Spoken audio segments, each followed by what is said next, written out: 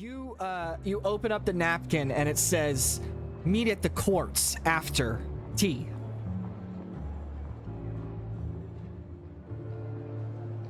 Think the guy wants to play basketball again? No. Label. Do you tell the people that when you walk up? What do you do here? Yeah, I'm gonna be like, Sam, he wants to meet at the courts after tea. This was not a note left for you, per se. This was something that fell off of them in the chaos. Ooh. Dun, dun, dun. Well, I totally misinterpreted that. Yeah, maybe, Your instincts were still right.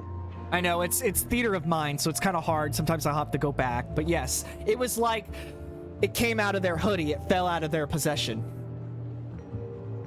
So, I think we should go to the basketball courts and see what this shit's all about. Because if anybody knows, you know it's Beak. I love a good lurk in the darkness. So does my man friend. Something we have in common. You keep saying that, but you won't spill the tea. Because you're not ready for the tea. Well, stop tempting me with it, okay? Okay, fine. You know the hot lawyer that you mentioned earlier? The blanked hot lawyer that I keep denying. Deny him. It's him. No fucking way.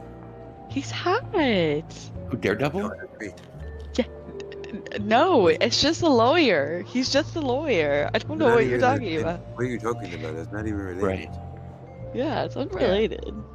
Man, love really is blind. So we're superheroes.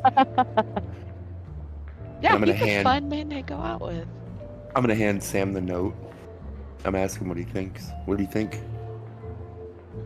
Sounds like more bullshit we'll have to deal with, but I guess it's necessary. Is it though? I mean, seems the shopliftings are a real big issue here. I'm assuming this is part of it. Well, after a 2 ways experience, I think we should probably take it seriously. But We have a You know me, mutant man. obligation. is that what it is? Can't we just say fuck it and walk? We could. Beak was one of your friends, right? Yeah. Yeah, I know him. I don't know if he's a friend, but I know him. All right, let's go. Do a vacuum. Yeah, let's do it. That way we can. Maybe he'll know what's going on. Because if anybody knows, he does. All right, you guys are going to the court? Yeah. All right, let's transition over. So, of course, if you remember from last episode, the court is like right outside the mall. It's not too far away.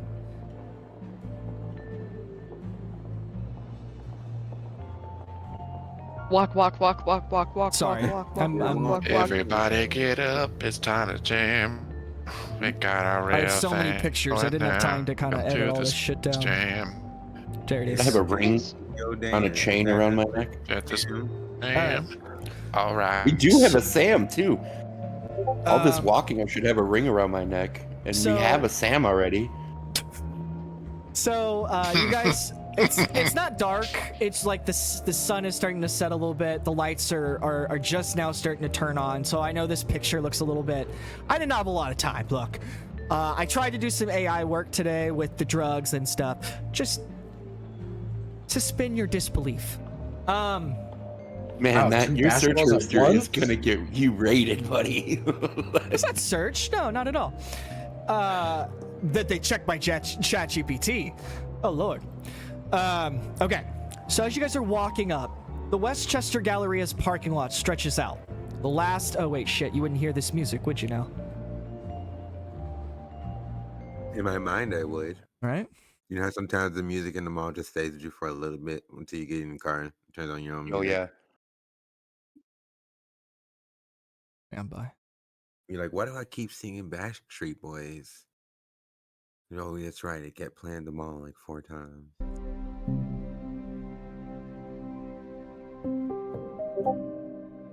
Okay. The drug and addiction warning. The Westchester Mall. Hashtag dare. The Westchester Galleria parking lot stretches out, the last of the afternoon light fading into an orange haze as streetlights flicker to life. Past the neatly lined cars and glowing neon storefronts, a chain-link fence marks the edge of a public basketball court, tucked between an overgrown alley and an old subway entrance.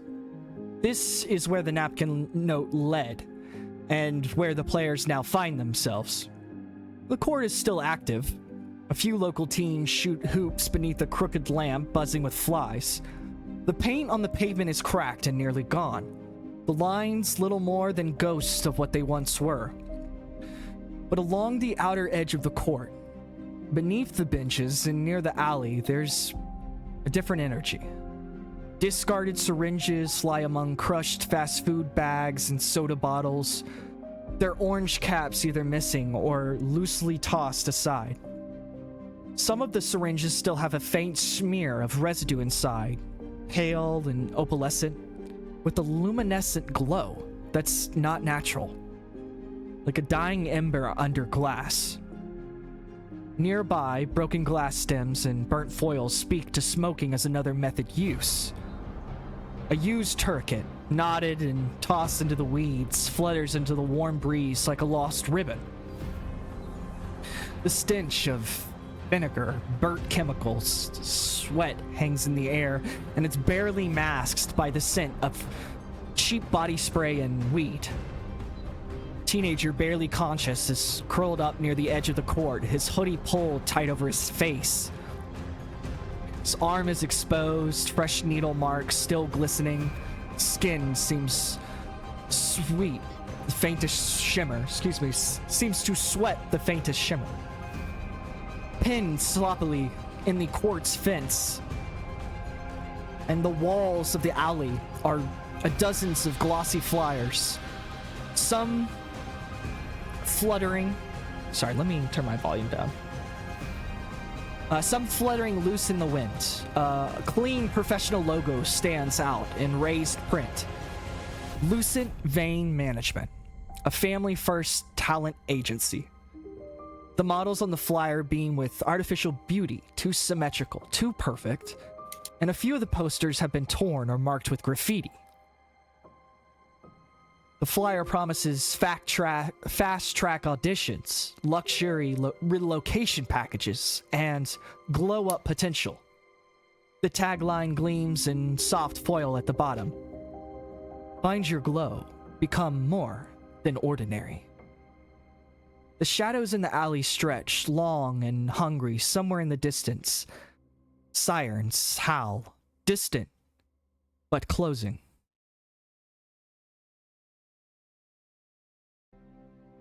This is where the napkin led you.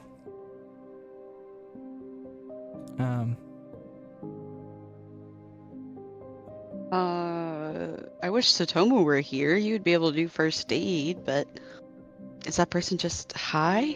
Like, I feel uncomfortable. And It's more than high. And as you're kind of talking and noticing as you're walking up on the court, just past the court, across from the alley and behind the old maintenance shack, they spot you. Or you spot them, excuse me. Huddled behind a graffiti-tagged maintenance shell, tucked between a pair of overgrown hedges and an old electric box, 3 figures sit cross-legged. Keeping low and out of sight, it's clear that they've chosen this spot deliberately. Close enough to watch the court, far enough to avoid attention. Beak is hunched over, his head still pulled up tight, but the feathers sticking from his sleeves give him away immediately. He's nervous, picking at a carton of fries, occasionally glancing over his shoulder like he expects security to come crashing through the fence at any second. And then there's Ty, sitting with his legs stretched out. Oh shit, sorry.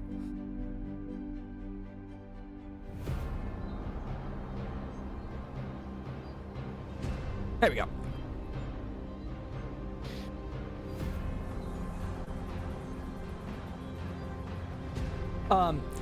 Resting on on the back of an old duffel bag, it's stuffed with clothes. His basketball hoodie is tossed over his shoulder, and a small roll of cash is in his hand, no doubt from his recent court hustles. He's eating a burger, but his sharp eyes keep scanning the surroundings like a soldier keeping watch.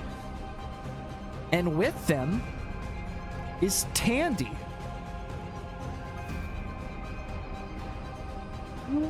Andy. It's Tan. a dancer girl.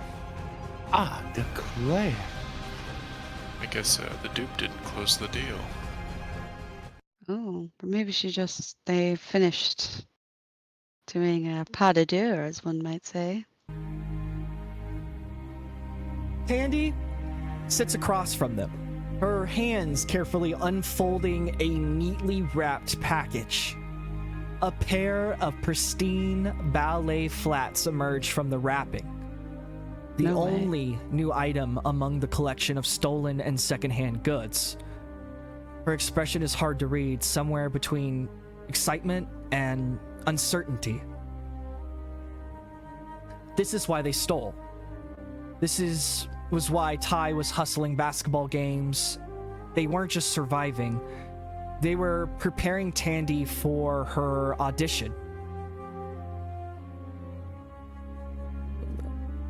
I'm not crying, you're crying! Oh! Oh, damn it. Sorry, I'm just fixing up my photos on stream.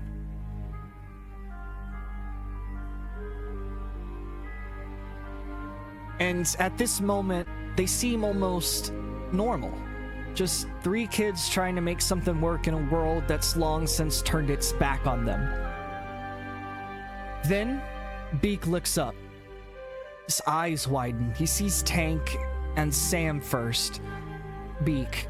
Oh, crap. Ty follows his gaze, turning to see the players staring near the fence. He immediately sizes them up, his posture shifting, not exactly hostile, but guarded. Then Tandy turns. Unlike the others, she doesn't panic. She simply tilts her head, watching the players with quiet curiosity.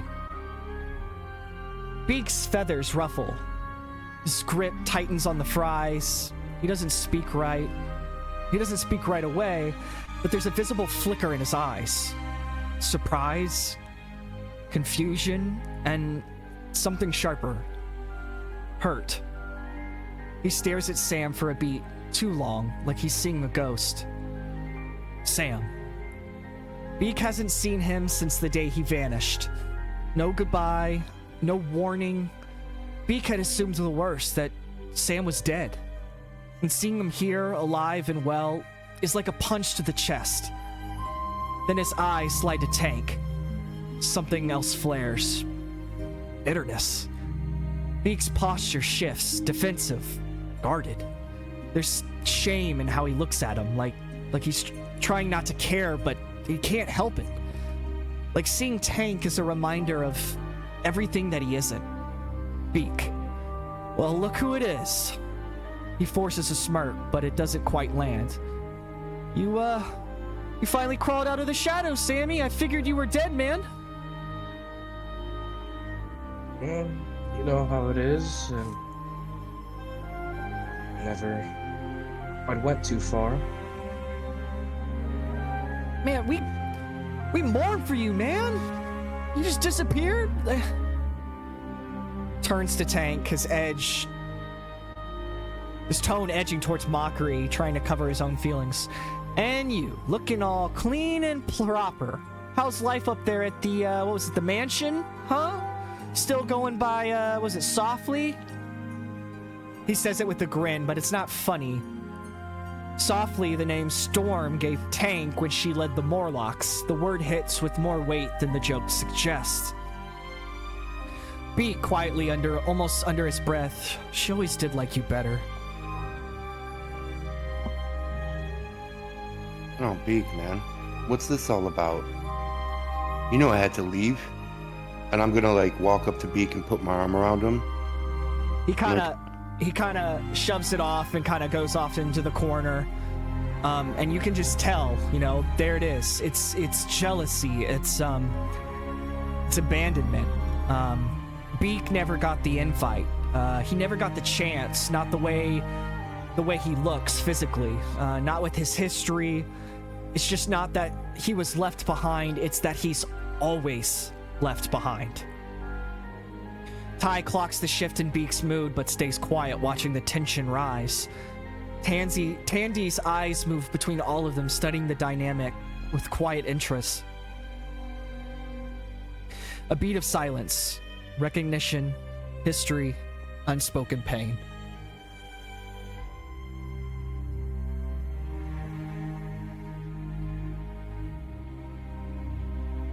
So, Well, I'm sorry to kind of walk up on you guys like this.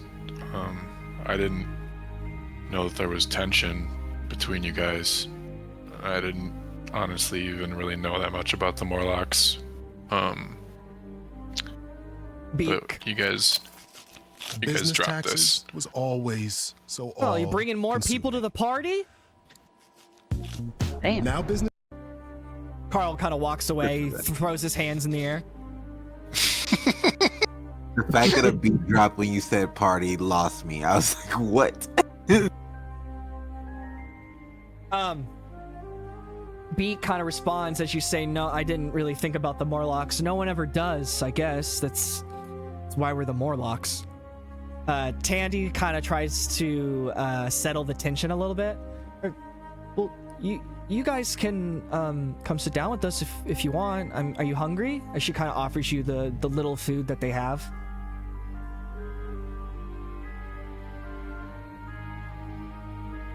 No, thank you. You should have that. I think we all kind of already ate before we ran into you. Thank What you do for you- your hospitality. What are you guys doing out here? So around them is like stolen goods. If you remember from last episode, there was some like shoplifting and stuff. That was some of the clothes that they were trying to get. It's all kind of surrounding them. When you say, what are you guys kind of doing here? Beak kind of half-heartedly, before anybody says anything, this is not what it looks like. And Ty kind of gives him a look. It's exactly what it looks like, man. Dude, no one's here to tell on you. Yep, I ain't no snitch. She's actually more of a thief than you guys, I think. Sorry, bad joke. We don't talk about that. Beak kind of goes over to Sam. Look, I thought you were dead, Sam, for real. We lit a fire in the tunnels for you. I carved your damn name in the wall, and you just walked away, and now you just show up at the mall like it's... Where were you, man? It's a long story, and it was a tough decision from the beginning. I wish I could take it back. I really do. But Are you okay? What happened? I'm fine now. Well, from our history, not too much kindness came our way. And like most people would, they grew more spiteful, hateful. Sammy. Wrong place, wrong time, wrong crowd of people. He kind of takes you to the side, trying to hope that others can't really hear. Sammy, what did you do? Nothing too major. Couple. Just petty theft. Not bad. Carjacking. Not bad. So you ghosted the whole crew for petty theft? You Well, just... no, it was a plan for more. I left before it got too much. You just disappeared, His voice man. is a little shaky.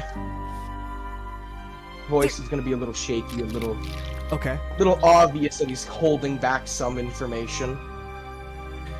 You just disappeared, man, and for what? To go roll with someone else? Like, I didn't understand. We didn't even get a goodbye. And with everything that's been going on, there's kids disappearing all the time. And I thought you were... Whatever, man. Trust me, I know. Just kind of half-baked looks at you. I'm glad you found your people, I guess. Kind of goes and sits back down.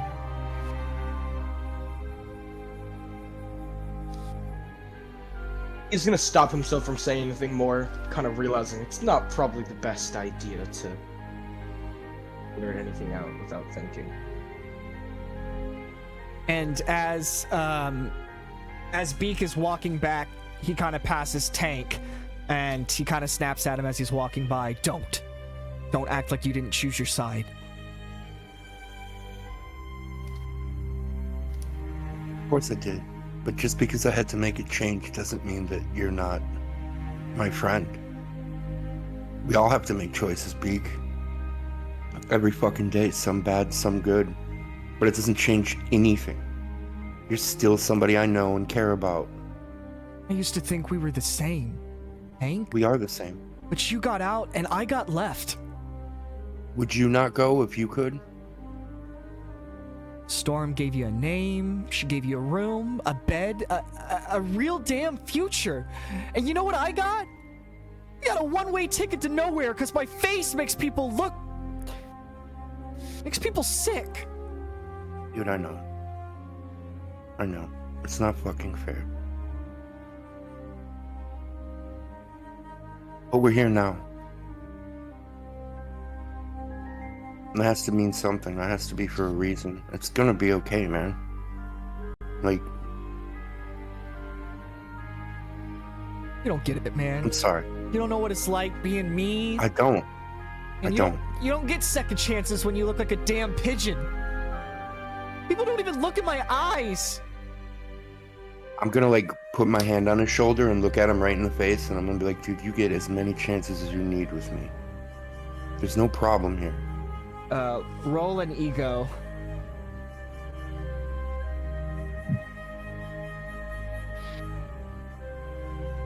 $15.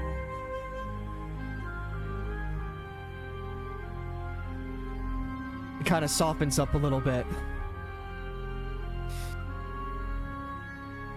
Yeah, okay, yeah, we're stealing. And, you try sleeping in the subway and not waking up robbed or dead. We're surviving. Is that a problem? Fuck no. I'm not judging you, man. We came up the same way. No, man, if I can help, I'm gonna help. Think we want to live like this? You think I choose this? Nah, man. You got your clean sheets and your cerebro scans. And we got cold pavement and cops that don't care if we don't wake up.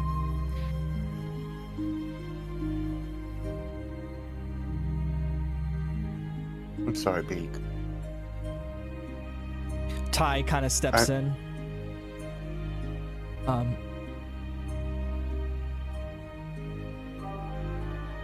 Go ahead. Whatever you're saying.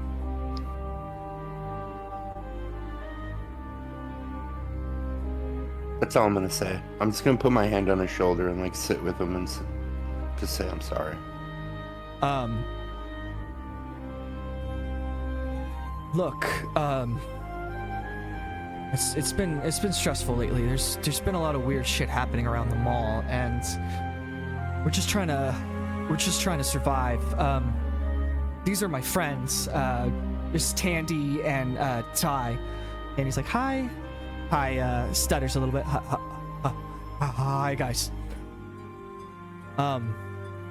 They're just some runaways that I've met on the street. Recently got here from New York, and we've just been running together for a little bit, not too long. Tandy though, Tandy is a real shot. She's good. She's a dancer, and that's why we didn't actually steal the shoes. Ty's been working really hard, and he's been hustling, and he bought her those as a gift, and I've been helping too, but I'm not really good at basketball. And so anyway, I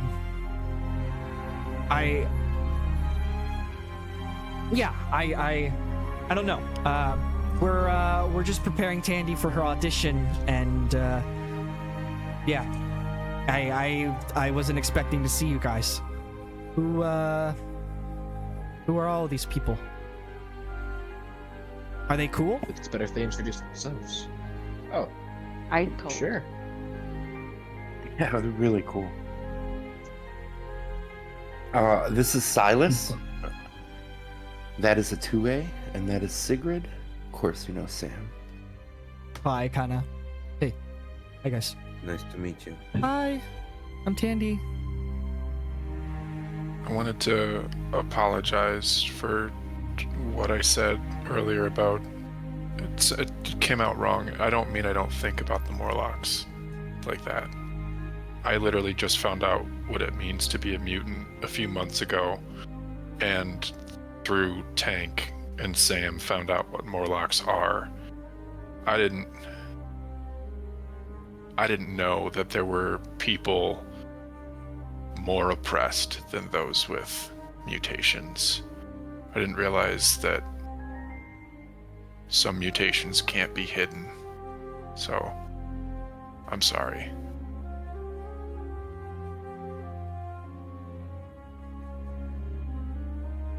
He kind of looks at you. Wait, you're not from around here?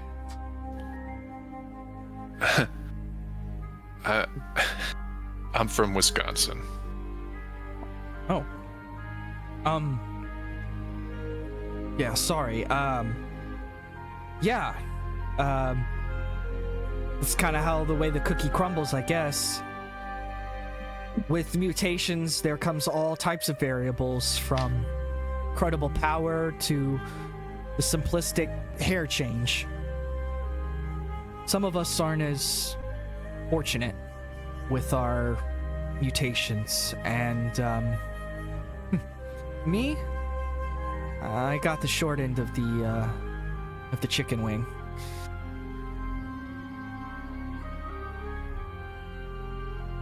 And there's a bunch of us, those that aren't accepted, or the subculture of the subculture, if you will. I was raised to never hide who you are and to always be proud of what you are, even if you are a mutant, especially if you are a mutant. Now, I'm not saying supremacy, but I'm just saying, beacon all, we are enlightened. Man, I just want to live my life and walk into a store and get a soda out of the display case and check out without scaring people and families. And Ty kind of puts his hand on. I know, I'm working myself up. Look, I'm sorry. I don't mean to trauma dump. I mean, if you don't really have anybody to talk to, it just kind of festers and becomes worse before it gets better. So, yeah, we don't know each other, but we're all mutants. Well, it's nice to meet you. I think I met a couple of you, or your friend. I met your friends maybe earlier. He was really interested in my audition. Oh, Satomu. He didn't give me his name, but I think he was on the spectrum, because he was like really obsessed with dancing. Like, Yeah. Kind of It's depends on almost- which one you meet. Yeah. Yeah. There's a lot of Satomos. Oh, it's- like so many. is he a twin or a triplet? No, he's a You mutant. can go. He's a mutant. Oh, He makes up like 50% of the city's population at this point. wait, what? Wait, He's his own classroom. Yeah, slap him on the back, see how many come out. It's fucking trippy. Dude, commercial. You can fit so many mutant in this. Oh god. Well, when's your audition? Oh, she's like, oh, it's later tonight. That was the only time slot they could book me.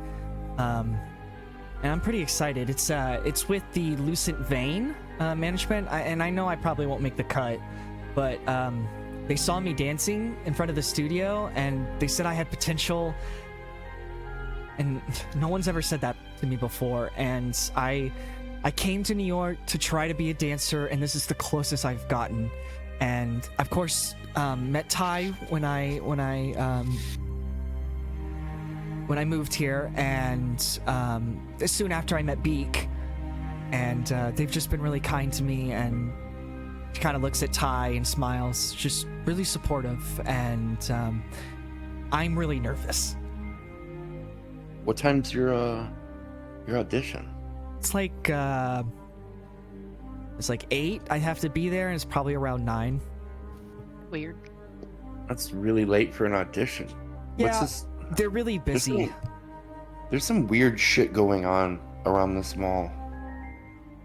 Oh, it's probably all the drugs. It's been an uptick in some really weird shit going around. It's powerful shit. I don't touch drugs, so I can't afford it. I don't know a whole lot about drugs, but from what I've seen in like documentaries, it doesn't typically glow. Are you like looking at the ground and noticing like the residue? Yeah, like this shit looks weird. Ty kind of grabs you. Whoa, dude, don't touch that, man. It's you don't want to touch that, bro. Yeah, so the guy that you met, Tandy, well, his dupe that you met, we had like an interaction with some people in the food court.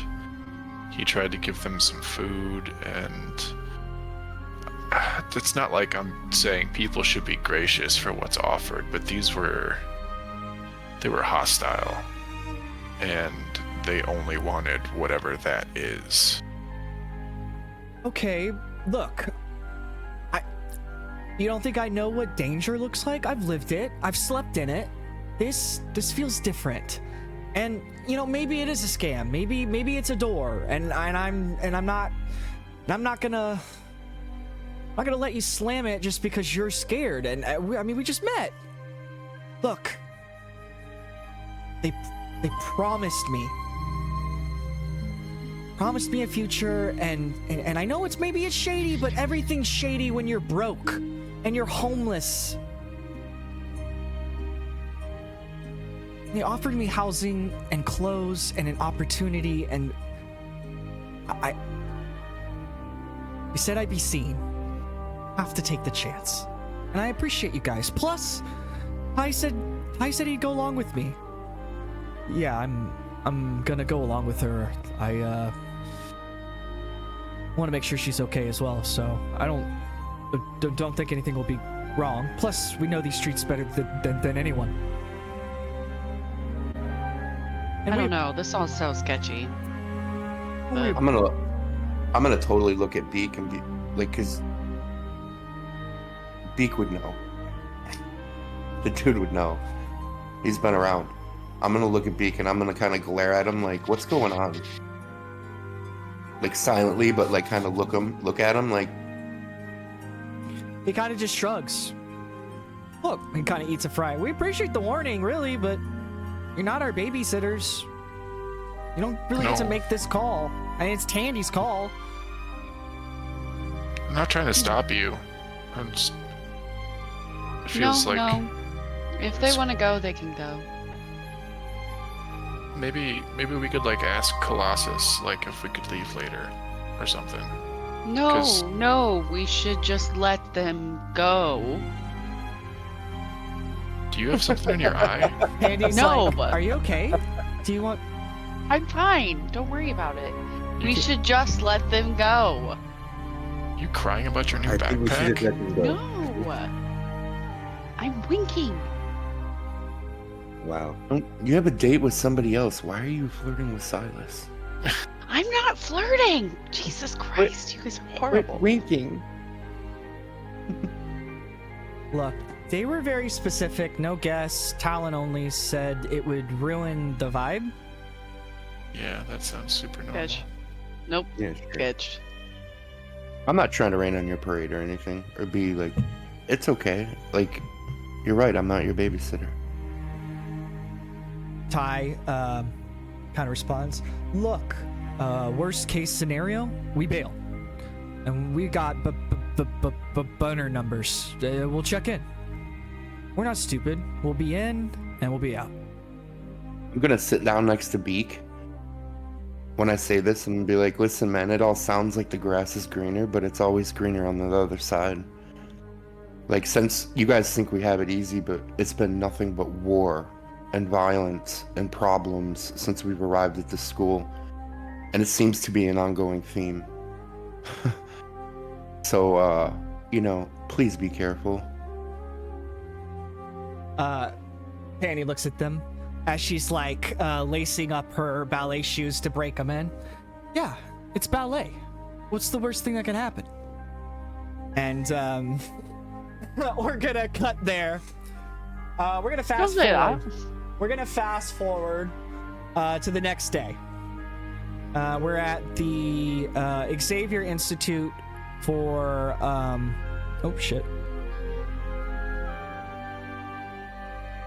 for higher learning here. I think I got something for that. It's afternoon. I want you guys to be thinking about what you would be doing. It's kind of your day off. So in your head, be thinking about what you would be doing right now. And I'm going to call to you. Call to you. And if you do know what you want to do, let me know and we'll start with you. Where the fuck is the X-Men ambience? Xavier Institute, dorm room, Institute ambience. Carl wants to say something first. What call? That bitch.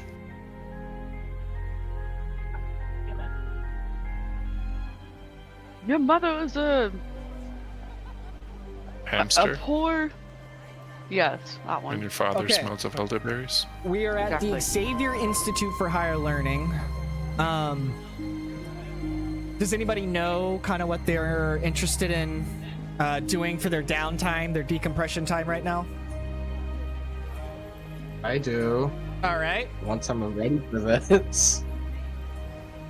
Alright, so essentially be sitting at his desk with one of those whatchamacallem, like the Thanks for following. small wooden model people. You know what I'm talking about? Like the little Like figures the- that you draw. Yeah, no, like the ones you use for posing. You know what I'm talking Yeah, about? little model figures. Oh, model figures. He's going to be practicing his strings on the little model figures and making them dance. Oh my gosh. Adorable. Where are you? Just the dorm, my dorm. Okay, so you're in your dorm. Got like a little desk. What is Fetch doing right now? I would either assume sleeping or destroying something. So where are you? Are you like your desk? It's a small desk, Uh-huh. little cornered off of the room by a window. Okay, so as you're like making your model, so we cut in, we see Sam's room, his decorations. He doesn't have a lot to his name, but you can slowly start to see a little bit of his presence in the room. Now there's a photo or two with him and Fetch. And that's right, Tank. Fetch is Sam's, for everybody who's new, Fetch is Sam's roommate at Xavier Institute. He is a mutant that can transform into a dog, and he prefers to stay in dog form just by the way the world treats him. So we haven't ever really met the boy form of Fetch. We've only seen him in dog form. And right now, as we see the room and we pan in, we see Sam kind of playing with his figures, almost like he's practicing the muscle memory and mentally going through the diagnostic. Go ahead. He's using his memory from watching the dance class the other day, trying to recreate the dance moves. Oh on the wow! miniature Oh, models. what an edit! So when we go from it's ballet, what's the worst that can happen? We're gonna cut there into your room with the little puppeteer puppets doing the ballet as like a transition edit, and we'll zoom out from that. And we'll see Sam there practicing almost. We hear like the classical music in the background almost as we dun dun dun dun dun dun dun, something like that. And then as we zoom out, you'll see Fetch is like right next to Sam. He's on his back, like laying with his legs up, asleep. Always making sure he's touching Sam, so his head is like against Sam's legs, sitting on the ground. Is there anything else you're doing? Are you just by yourself right now? Just by myself. Okay. There's not much happening in the room. Just mainly a bunch of photos. How are Because you? he's a very Yeah, go ahead. people-oriented person. And cares about the people close to him, so there's a lot of... Okay, and so if Sam cares about the people closest to him, how is he dealing with the emotional recoil that was probably him seeing Beak and bringing up emotions that are probably not really ready for Sam to deal with? How is he kind of internalizing all this, especially since he doesn't, he's not a very vocal person, so we don't really know how he's internalized it. So I want to check in. What's going through Sam's head? At this point, he is already bottomed up inside of him. Healthy. Very healthy.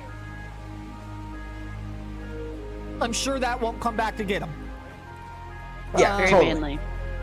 As we start to zoom out, we kind of start to zoom out from him as we see him playing with the figures and practicing. We go through the keyhole into the hallway. Does there anybody else know what they're doing right now? I have an idea. Okay. All right. What's your idea? Silas would be in his and Otue's room, kind of sitting in his chair, like his desk chair, but in front of a mirror. And almost like a meditative kind of state, taking very like controlled breaths. So like he'll take a deep breath, hold it for like 10 seconds, exhale, and with every time he exhales, he's like practicing his shifting. Oh, shit. So he shifts into another member of the friend group, essentially. So like takes a deep breath, holds it for 10 seconds, shifts into Tank. Takes a deep breath, holds it for 10 seconds, shifts into Sam. Takes a deep breath, holds it for 10 seconds, shifts into Wolverine, and so on and so forth. That's awesome, dude. When we cut into your room, you're going to be shifted to someone else. And then we'll see you shift down and shift back up. So we'll have that little we'll have that moment of like a montage with him breathing, just trying to physically take a breath from everything that's happening, right, guys? Awesome. Atue, are you nearby? Are you in the room? With Or, Chewy, Carl get just their knocked on the door. mealtime match at a great price. Zeke loves crunchy kibble, but Carl, you need to get out of here. This is the last time I'm going to tell you. But I would say a 2A is not there, but a 2A has like found somewhere where I'd say he asked Matic to kind of help him out with what he experienced at the mall. Okay, so y'all are right in- now. Go ahead. Oh, I would say they would be somewhere where it's not around a lot of people.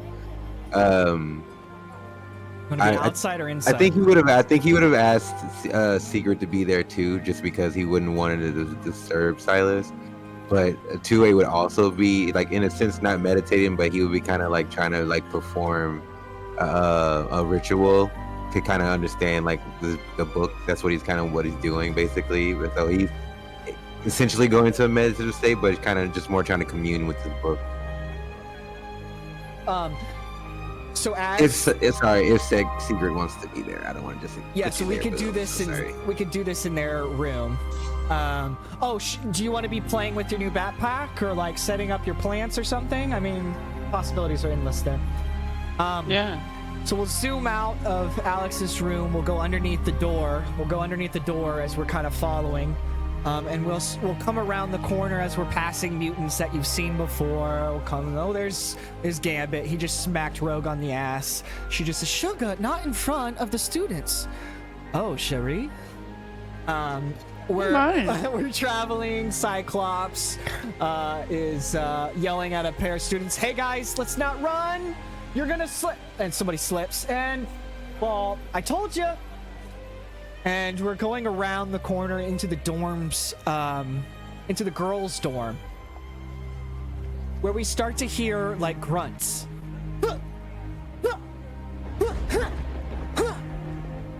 And we slowly come into Sigrid and Ileana's room, where we see Ileana in like a gym outfit. And she's got her soul sword as she's just going through the motions, kind of training. "So you touched this book.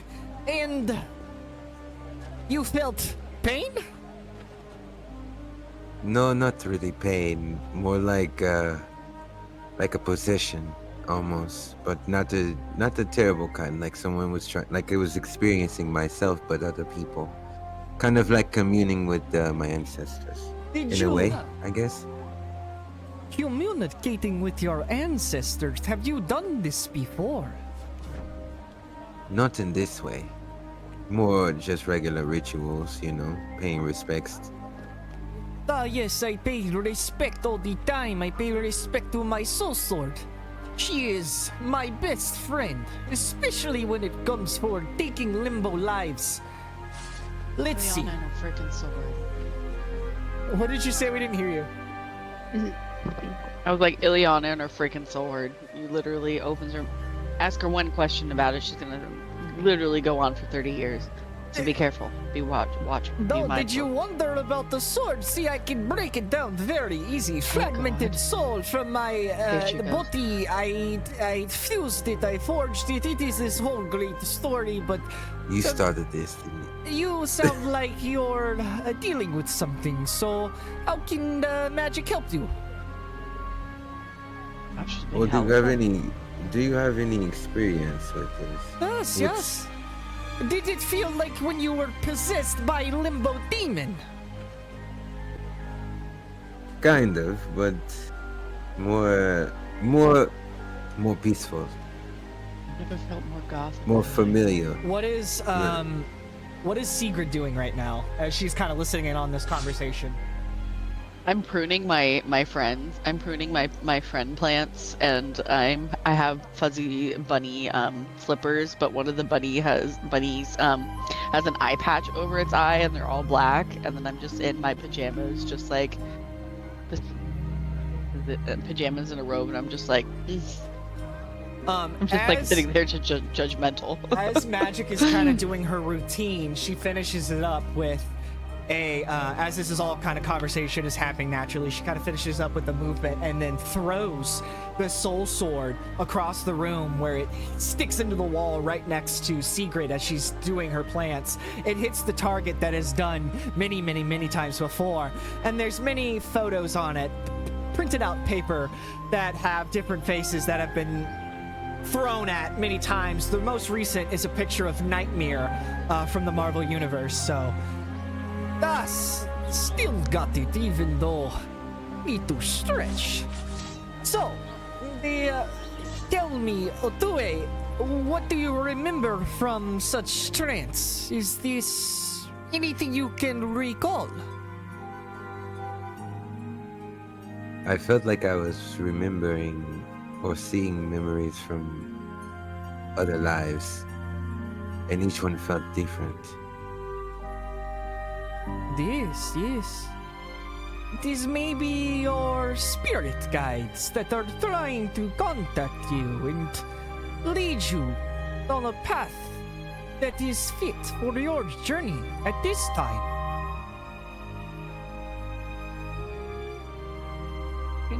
Seems like your family pulled you out of something. What do you know about your power? I mean, is it all mutation? What makes you tick? Well, it's definitely not all mutation. Some of it is. Well, it's a long story, and I would say that he would go into like kind of telling the story, just so I don't have to Mm-hmm. read my entire bio. You can. Read my bio. Can you summarize Read it, it. or what you wanna? Traumatizing story in the bio. What did you? What is the he- information you want to deliver to? basically, Showdown? he recaps basically how the just as a quick reference for everyone at home as well. He just basically recaps that his power comes from his bloodline, and that it basically was bestowed upon his bloodline to save people, and is appeared in different iterations of his ancestors, and they are throughout history, as well as he talk about his relationship with Dr. Voodoo being his mentor at first, his first mentor that taught him about most of this stuff. She interrupts you. Wait, you know Dr. Voodoo? Yes, Voodoo. I do. Voodoo.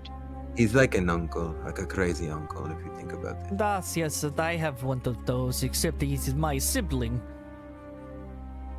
That's got to I feel be like that's like in exhausting. your genes. What is you say, plant lady? I feel like being a crazy uncle should be in your genes somehow. Like if that giant piece of organic rock. I am not Yeah. wearing jeans. I am wearing a skirt.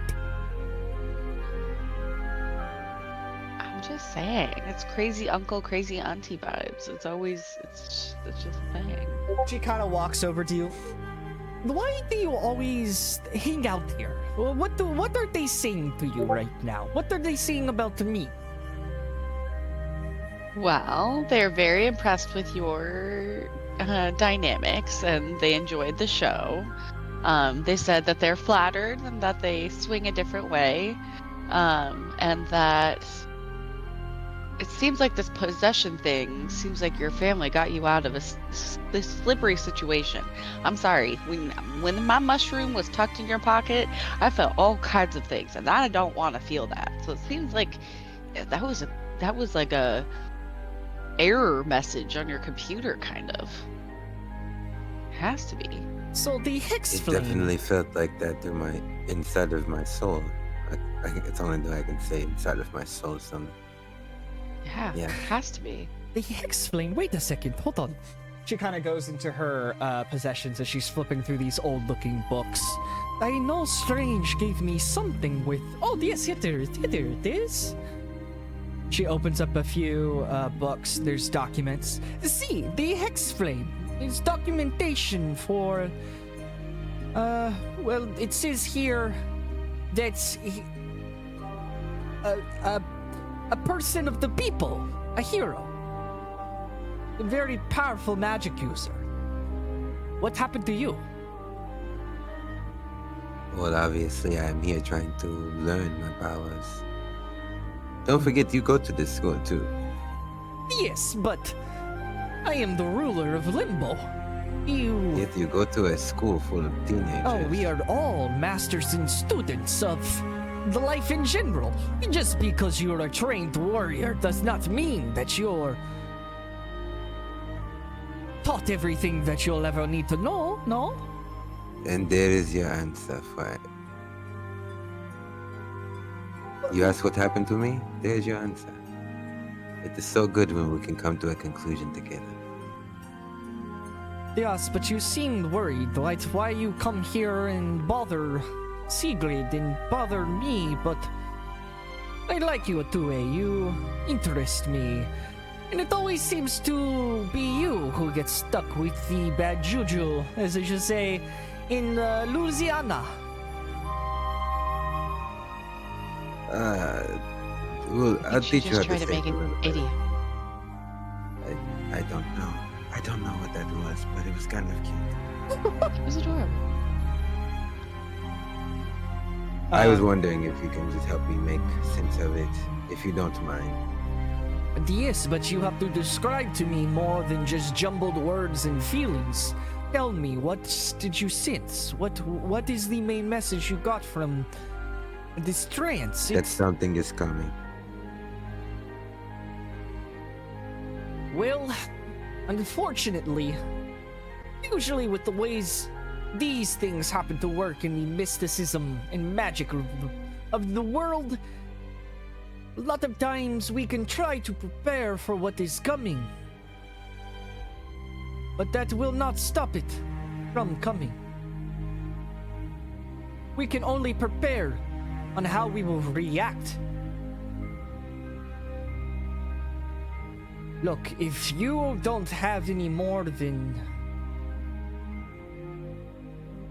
something is coming and feelings, the best thing you could do is go back and trust your instinct. That is always what Strange would tell me as I was growing from young witch to magic user. I am sorry I cannot be more help, but You've done perfectly fine. Thank you so much, Leona. Does this mean we get to do a little montage where we go back to your hometown and you power up and we come back and you defeat the big bad? what is she talking about? What? Don't worry. It's a trip or something we were having. Don't worry about it. He's like, we're definitely going to do that. Okay. I could try. I don't know, but Can you at least tell me what you know and what you can sense from this book? I haven't been able to really connect to it since then. yes, I will try. Let me try. She takes the book. I'm gonna have to roll for this.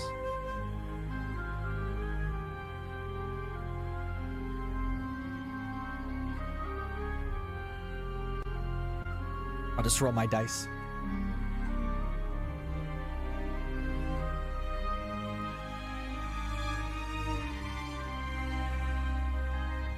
Cool. Okay. She kind of gestures towards you. Give me your hand. As she He touches reaches it, out and as she kind of she he takes reaches it. his hand out. She kind of feels the calluses of your hands. She looks into your eyes, almost caught off guard by your warmth.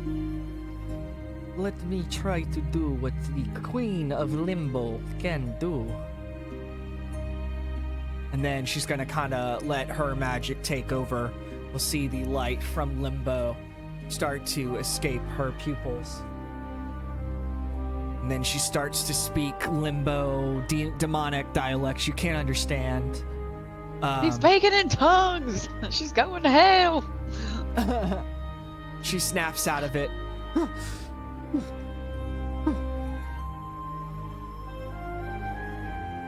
I only got one thing. I forgot I talked in an accent. I only got one thing.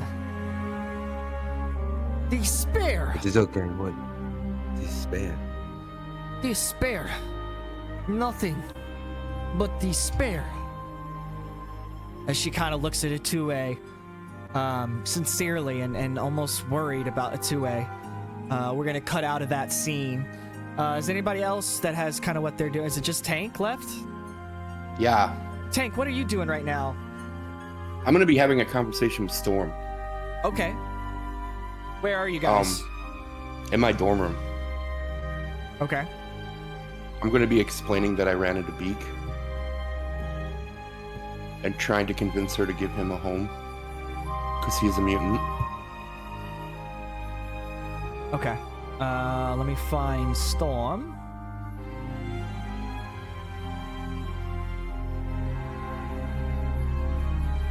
I feel really bad for that guy.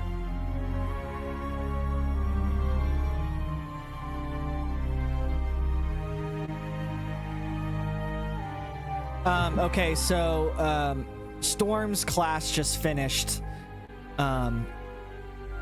She was in the danger room with Wolverine, and they were doing a combat exercise with a bunch of third-year students. Wolverine's kind of walking out of the danger room. You're kind of off on the side, waiting for her class to be done as Logan comes out. Hey kid, how's it going? What up, bub? Yeah, Going that's good. How real about funny. you? I'm all right, man. It's a long day. I got another 3 classes and at least 4 hours till my next fucking drink. Give me a break. I can't see Jane all day. As he's walking by, he kind of lit a cigar as he's puffing it.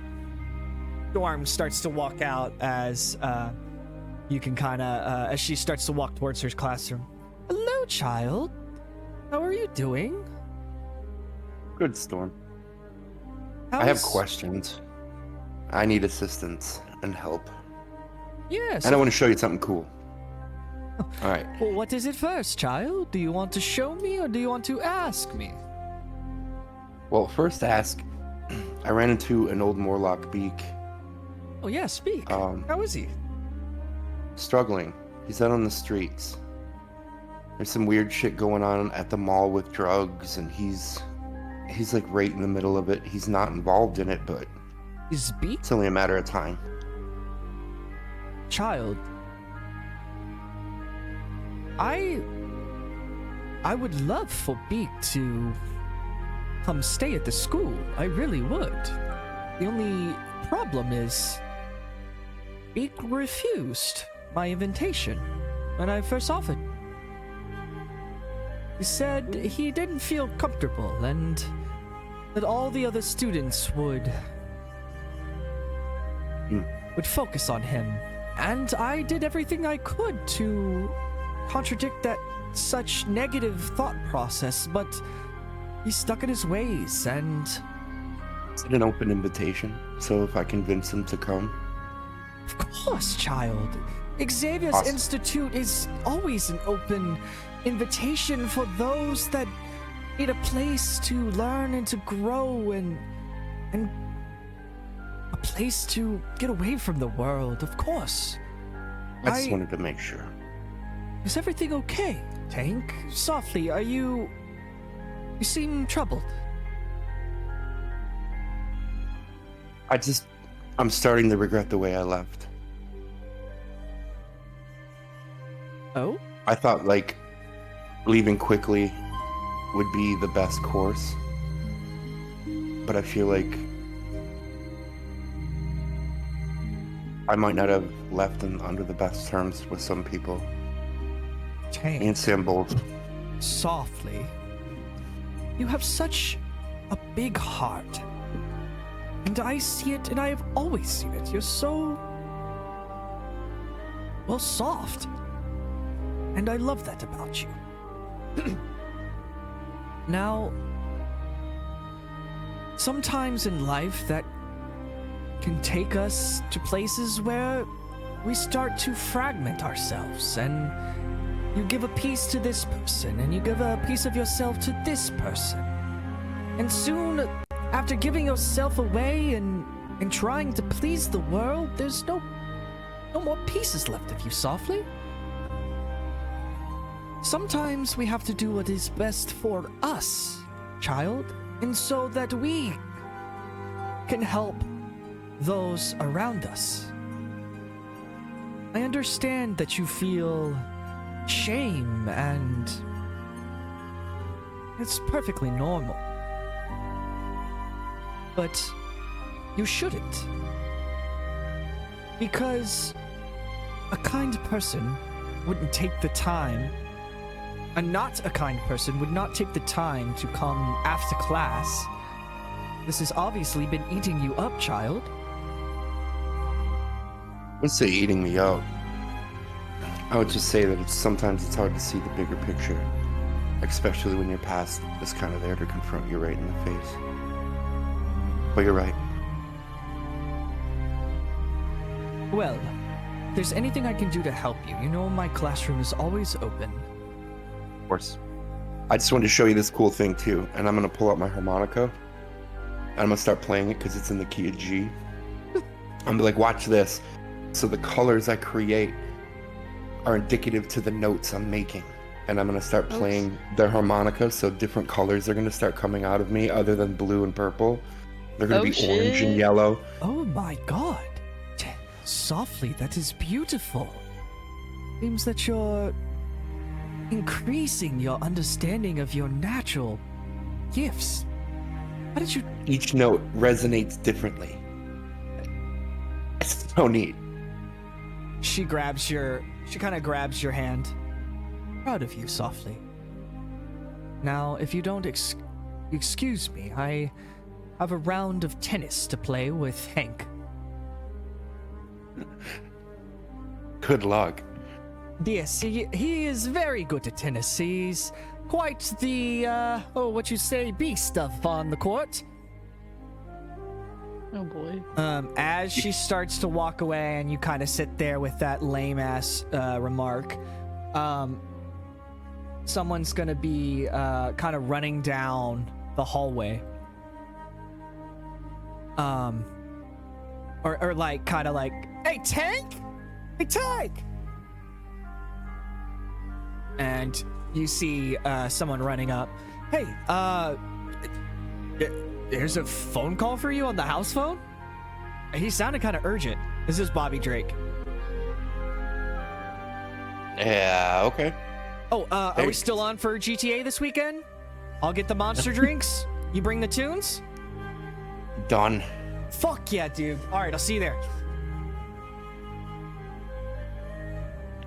You have a phone? Do you answer it? Hello? Bing, bing, bing, bing, Tank?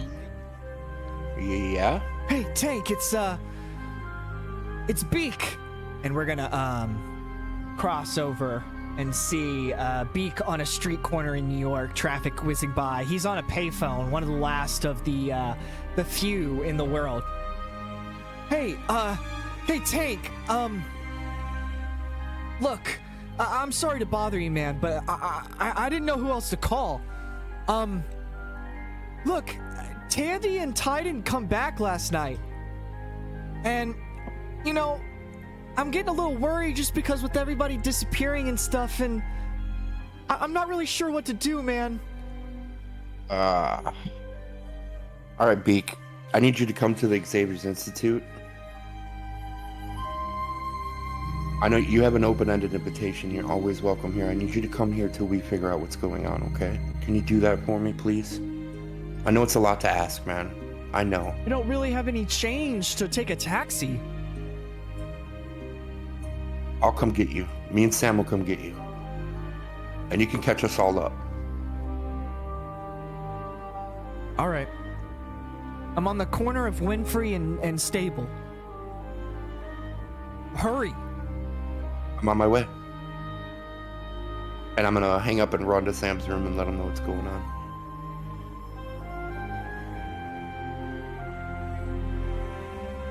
Oh, I'm muted. Lovely.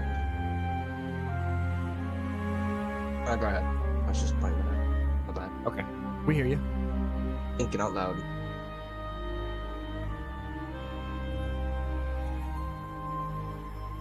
So you ready to roll? Yeah.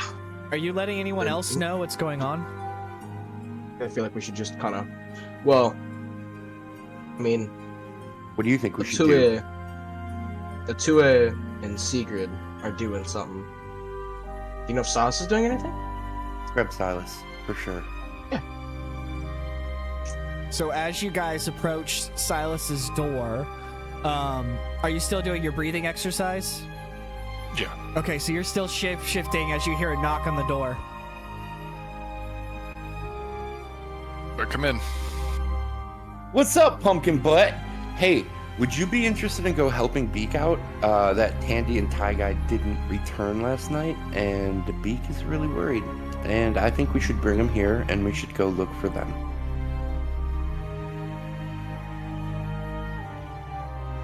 Sometimes I really don't enjoy being right. It's not like we didn't see this coming, right? Yeah. Yeah, I'll help. Awesome. Should we grab Sigrid and a 2A? Or... I don't know what they're doing. It's not that I don't want to invite them, but I think O2A is going through some stuff right now, and I think Sigrid might be helping him out with it. Alright, well I checked on Sigrid has her Susumo date and tonight. I walked in there and was watching fucking Stone Cold and The Rock fight and getting hit in the head with chairs, and he shushed me off. So he's not coming. So You mean the Dwayne? yeah, the Dwayne. So it looks like we're a three group. We got to figure out how we're gonna get there to pick him up. Steal the car. I mean, I come up from the upstairs. You just hear, "Steal the car, steal the car, steal the car, steal the car." We could go ask I never Colossus forgot for how it. to. Maybe We're gonna just just Want ask to get for the that? X-Men involved?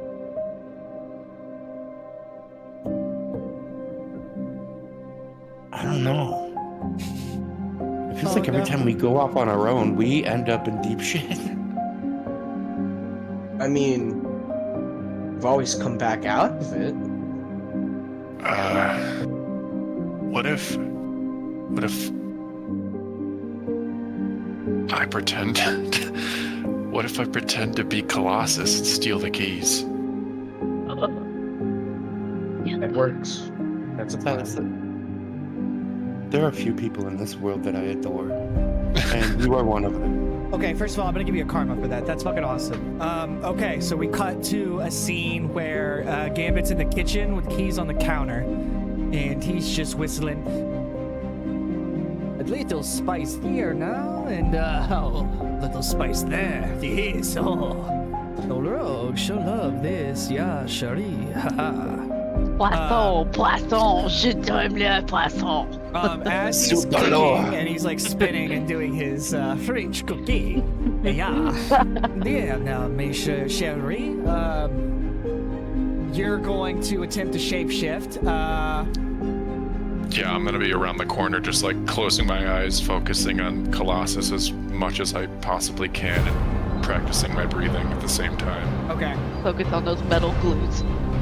I'll give you an edge because you were just in your room working on that ability.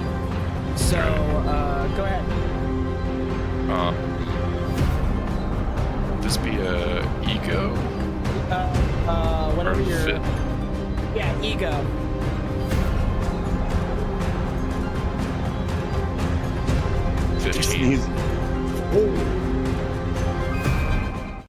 Very serious music. What happened? Yeah, I'm sorry. I don't know why we got to that. What happened? Whoa. That was weird. Oh. Okay, sorry. 15. 15. All right. As you shapeshift, you get that form. You start to walk in, and Gambit's gonna turn around, and he's with his like apron and his frying pan. Oh, hey now, Pieter. Oh God, it's gonna be hard. Yo now, mon ami, are we still on for billiards later afternoon? My friend, billiards. Yes, pool balls on the table. Yes, absolutely. Can do. He kind of slowly stops sautéing his shrimp. Oh, now, mon ami, are you good now? Everything all right? You not... Damn, it's hard to do Russian and then transfer into Cajun. I got it. Hold on. I got it. Now, mon ami, you okay? Your silver on your armor is starting to look a little rusted. Everything all right now? There we go. I got it. Yeah, just need to go to a hardware store, get WD-40. You know, maintenance. It's. Don't worry about that, Fred. I will handle before billiards. We will be good. Oh, yeah, mon ami, you do that. And while you're out, can you pick me up some spice? I'm starting to get a little low now, mon ami. You need some more of that Old Bay, my friend. Old Bay? You know it.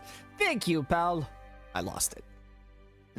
This is so entertaining, though. It's so hard. Okay, so successful. That was awesome. Very creative with your shapeshifting ability. You do have one of the cars from the Xavier. as you kind of go outside and with Sam and Tank waiting for you.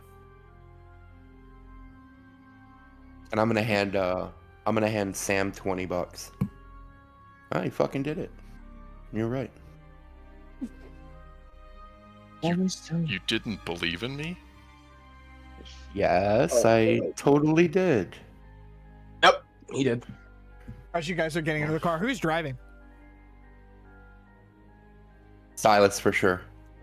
Yeah, I mean, I did have to drive halfway across the country, Yeah. so That is a good point. It's true. Okay. gotta readjust this fucking seat. Jesus Christ, he's fucking big. Big boy.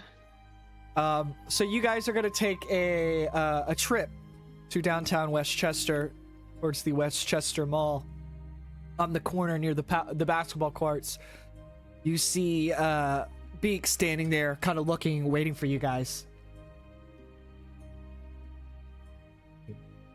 Let you guys do the talking. Yeah. All right, Beak, we're here. Get in the car. This is a kidnapping. I'm just kidding. Get in the car. Whose car is this? Long story, but Not super ours. fucking funny. It's fun. Once a Morlock, always a Morlock, Beak. Hop in. He kind of hesitates. Thanks for coming so quickly, guys. I appreciate it. Like I said yesterday, man, we're all mutants. He Gotta kinda- stick together. He kind of looks at Silas. I don't know if anybody notices, but Silas is a beautiful man. And I think for Beak, it's hard to build relationships with people that are very attractive to the eye.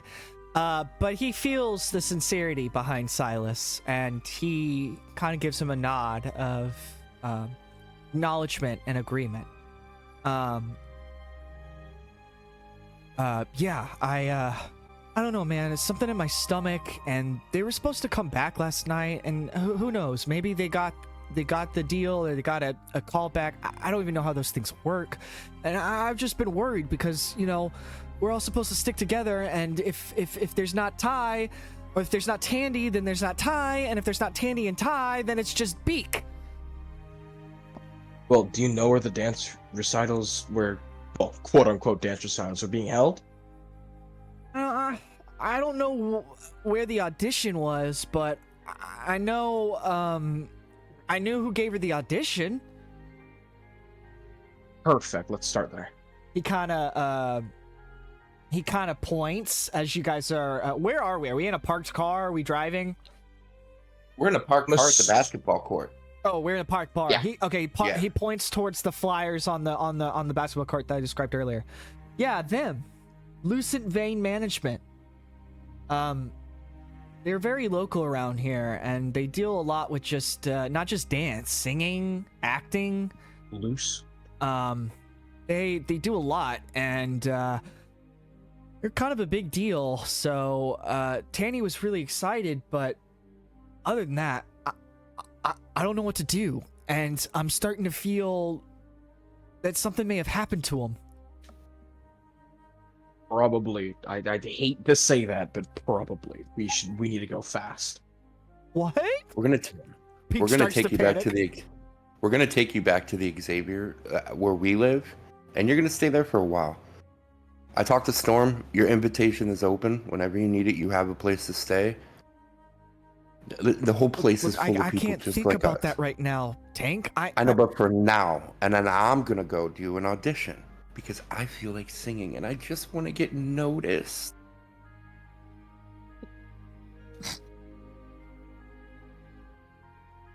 No, I'm gonna put my hand on Beak's shoulder and like make sure that I maintain eye contact, which is kind of weird because like Silas struggles with eye contact, but I want to make sure that there's like a clear sign of respect shown.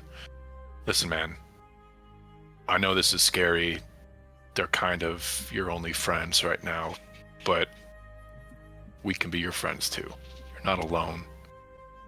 We can get our friends. We'll figure this out together because nobody should just be disappearing, no matter who they are. Thanks, man. Yeah, I appreciate that. So, are you gonna go to the talent agency? Yeah, I'm gonna ask for an audition. We'll show them our talents. Yeah. All 18 inch. Never mind. Oh my. Okay, too far there. That's the tank I know. No, There he is. I meant like Too the note far. measures, like written music, Yeah. the scales. For sure, dog. Hmm. It's probably would be faster though if you just let me out here and go straight to the audition, because it's right Well, down the road, and it doesn't make any sense to drive all the way back to the countryside to your mansion. it kind of does because we got to pick up people. Why didn't yeah, you drive them we gotta here? go. I told you it was an emergency. 'Cause they were They busy. were in the middle of something. Nice. Fine. Let's go. All right, so we're going back to the Xavier Institute. I just want to get him there. Okay. I just want to get him there and safe because I feel like somebody like him would be cannon fodder. You know what I mean? Like, Yeah, that seems like a I'm very. like He super doesn't worried have about a, this he doesn't guy. Yeah, I have, think like, he's a trying to power, really, he's just a like- bird, right? Yeah, I think Yeah, he's that's trying a to very, like- track down.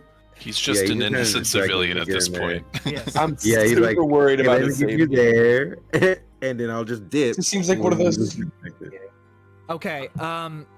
So you guys pull up to the Xavier Institute. Aren't they gonna be weird if I just go inside? Yeah, just Sam. Tell them Storm invited you. Yeah, you go get Sigrid and a 2A and let them know what's going on and see if they want to join us.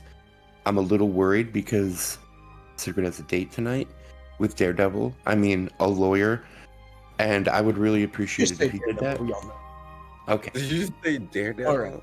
Yeah, me and Reese know. We know it's Daredevil. I actively made a vigilance check to know Yeah, so that did he is I. Daredevil. So we. And then He's gonna kind of just hop out the car pretty fast and just book it. Actually, before he does that, he's gonna turn to Silas. Silas, do you know where they are? I didn't ask. They're up in Magic's. Well, I would assume that. Well, yeah, O2A's with them, so they can go between dormitories like it's nothing. So yeah, they're up in Magic and Sigrid's room. Just make sure you knock first, because can't imagine what they're all getting into. As you say that, we cut to the door of him knocking, and it's like all three are trying to prep Sigrid for this date, with the look and the thing. As they open the door to see Sam, Eliana says, "Samuel, what are you doing here? Everything okay? Is Fetch alright? Do I need to get Soul Sword?" No, Fetch is fine. He's Okay. perfectly sleeping like a baby, like a Oh, little good. angel. That is what we But like. we do have a different issue. Oh no. Some of the people, I know you guys remember Ty and Tammy and Beak. Well, apparently, Ty and it isn't Tammy, is it? Handy. Fuck, I'm bad with names. Handy, same thing. They never came back after the dance recital or after the auditions, and I was thinking it would be best if we all go because God knows what's happening around here. I don't think Sigrid can go. Do you not have date tonight? Yeah, and I kind of would love to go hang out with this lawyer and learn about his job. Go right ahead. It's just a suggestion. Dewey, I think the door is for you. As she comes back to her drawer, puts on her headphones, and you just hear, "Yeah! Yeah!" What is it? Christ, that poor girl's eardrums. So, Ty and Tandy never came back after the audition that they went to last night. And I was wondering if you would come with us just to make sure. Tui looks back at Sigrid and he's like, okay, fine. All right, let's go. Cars parked out in front. What's the car? Whose car? We cut there. We cut there to you guys walking up to the car. Silas is there with the windows down. Okay, Ta-da. never mind. Come I on, wonder. children. It is time for another field trip. He's disguised as Cyclops as you Yeah. walk up. Not Cyclops. Oh, Tui's so walking up. Colossus. Tui's walking up. He's like, okay, but I call shotgun. There will be no firearms on this field trip. So we cut to you guys in the car and Beak's kind of on the window. Are you sure I have to stay here? I mean, I want to make sure my friends are okay. Here, just listen. I fully appreciate you as a person, and I understand you really care about these people, but this is most likely a very dangerous situation. I don't want to risk you getting hurt or anything. So go in there, look for Storm, or just ask the staff. They'll know. We'll be back with them, I promise, okay? Get some food. You promise you'll help Have- my friends? You have my word, Promise. man. We'll be back. Stay in my room. Just go to sleep and like Mikasa Sukasa, man. He kind of looks at Tank and he looks at Sam. He looks back at Sam. He kind of looks him in the eyes. Sam, roll an ego check. Alrighty.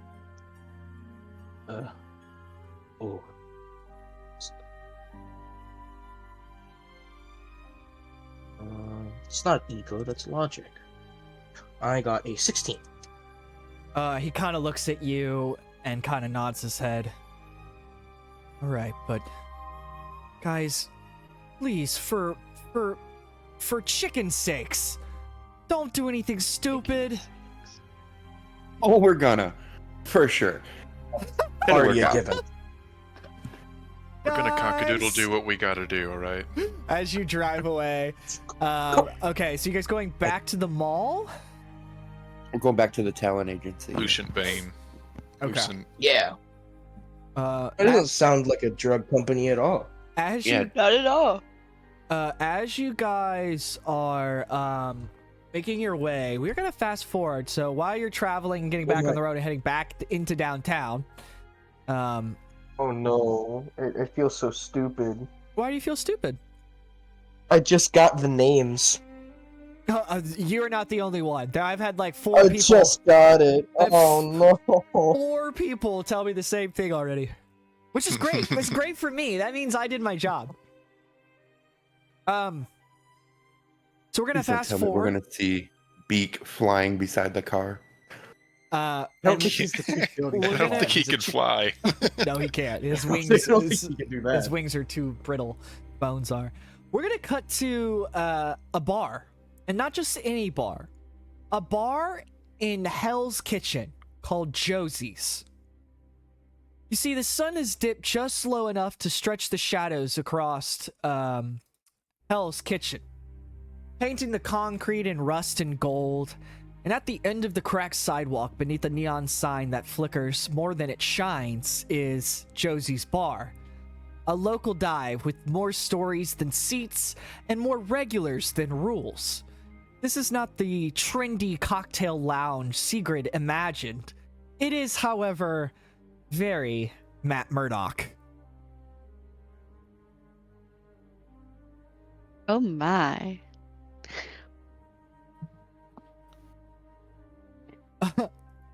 Oh shit. She's not even old enough to drink. Yes, is she? Yes, you are. You are now. It just happened.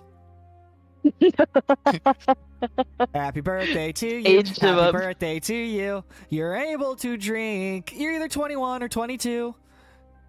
Okay.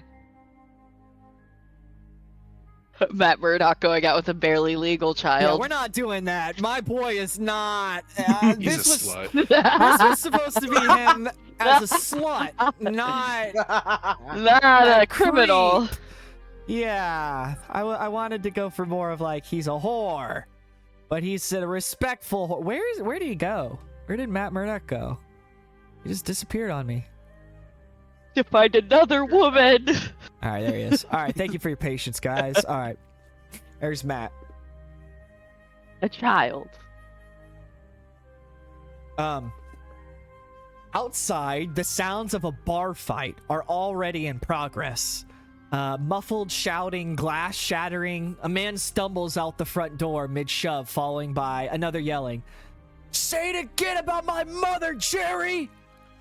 And just as Sigrid is about to step forward, Matt gently places a hand across her chest, stopping her. Hold up. Wait for it. Crash! The door flies open as two men tumble out in a tangle of limbs. Matt's hands doesn't flinch. His chin lifts slightly like he's watching something the rest of the world can't see. There. Now it's safe to enter. Oh my. I never thought it'd feel so like a damsel in distress already. He sits you guys down. Well, actually, as you walk in and you say that, I know you said trendy, but I heard character. Places like this keep you honest, unless, you're a lawyer, then they keep you humble. Oh, okay. Well, I'm interested to see what this is all about. These places excite me. They remind me of my childhood. I mean, not my childhood, because that would imply I had an unhappy childhood. I meant they just remind me of how fun people can be sometimes when alcohol is added. He kind of smirks at you. You can't really see the eyes behind his red tinted glasses. And you're always doing that, bringing up something from the past and then sweeping it under the carpet. What exactly are you hiding, Secret? Kind of smiles at you. Oh, the things I would tell you. The things you could charm out of me with a drink or a smile. Josie comes up to the bar with 2 signature drinks. Thanks, Josie. You bringing another one, Matt, or bringing in trouble? Well, this kind of looks back at her. This one's special. Another one, thank you, madam. So, you from around here? No, I'm not. Far from here. Yeah? Where? Yeah, Canada. You're from Canada? Yes, exactly. It's outside of Quebec. The forests. What's it like to grow up in Canada? Well, when you don't speak good Canadian French, it's impossible to get anything across, but it's cold. Very cold. So Yeah, that's cold. a little bit different from my growing up. I grew up right here in Hell's Kitchen. Mm. It's not the safest neighborhood, but it shaped me. I was. They say the roughest rivers make the smoothest stones. He kind of lifts and takes a sip of his whiskey. They do, don't they? Mm. So, how did you get involved with Xavier and his school of mutants and misunderstanding? Well, I needed a safe place to be after making some poor career choices.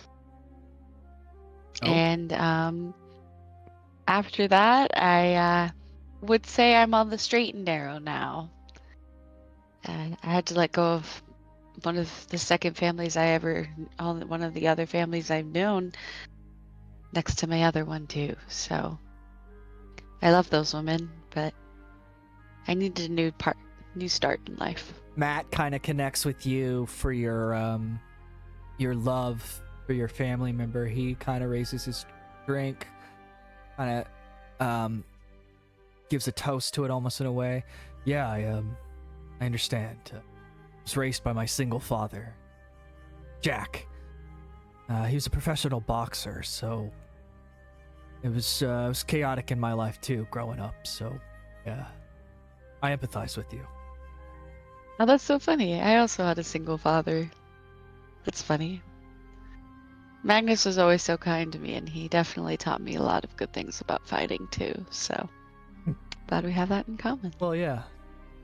Kind of smiles at you. Yeah, my dad instilled a strong moral code. Never throw a fight. Stand for what's right. That, of course, was taken away when he was murdered, so. Oh, I'm so sorry for your loss. It was a long time ago. There's a lot of sad stories that can be told under the umbrellas and awnings of New York City. It's the rain I feel like falls. that's a trope. Yeah, I feel like that's a trope. Look outside the window, drink your whiskey, and let the rain fall as you ponder your life's most tangled dichotomies. Well, there's not much you can do when you're blind, Miss Cavell. Doesn't mean you can't see in your mind, can you not? Or see with other things. The eyes can be limiting.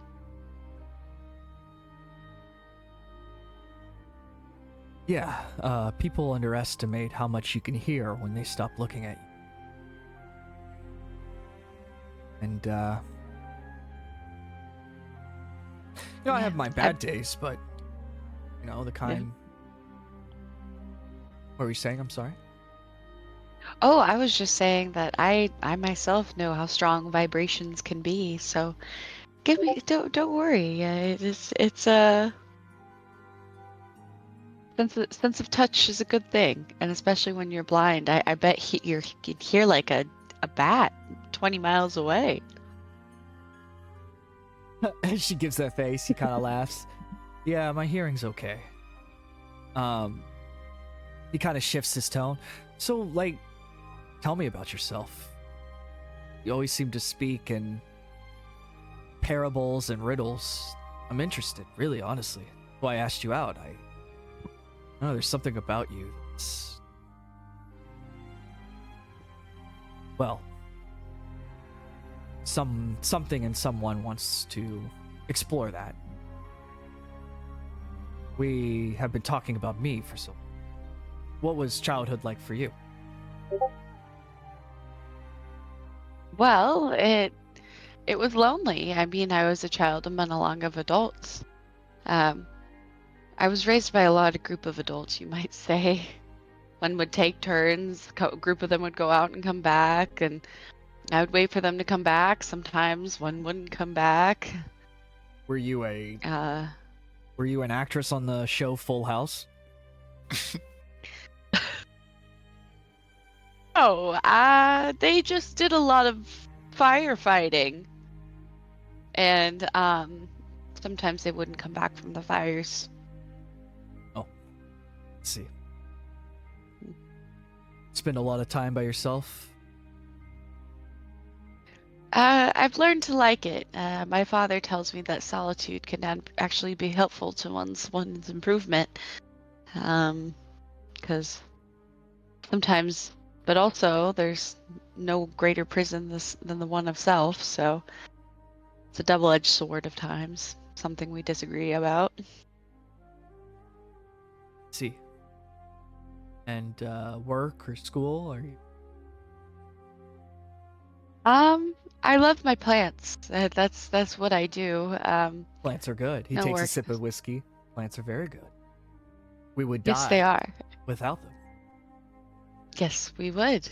Everything is thanks to them. I think people don't realize how much we depend on them in this planet, specifically.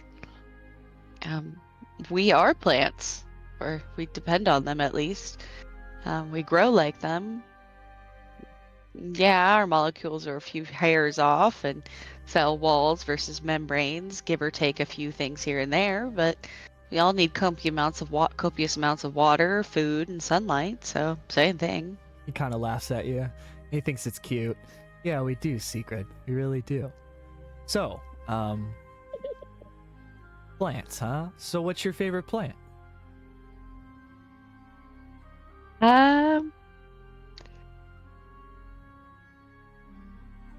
It will have to be jasmine, because it just keeps growing and it smells so good on a hot day.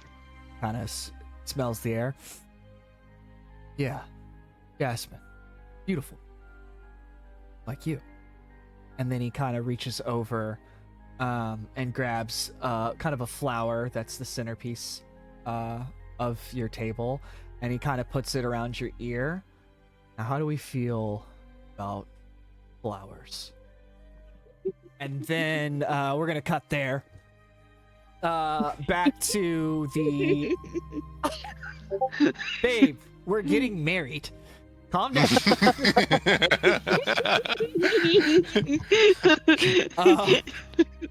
Jesus Christ.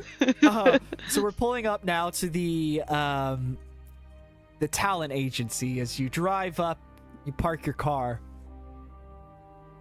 and Silas, I'm assuming you turn off the gas, and you see this sign. It says Lucent Vein Management, and underneath it quotes, "A family first." At me. Give me a second. I don't know why I lost my shit. Family first. I got it. I have 64 pages of notes for this session. Give me a second. I got it. He's got it, everybody. A family first talent agency. We're in Midtown Manhattan. What is beeping at me? Is it my headphones? I bet it's my headphones. Probably. Midtown. Babe, can you come change my headphones? I don't. Okay, give me 1 second.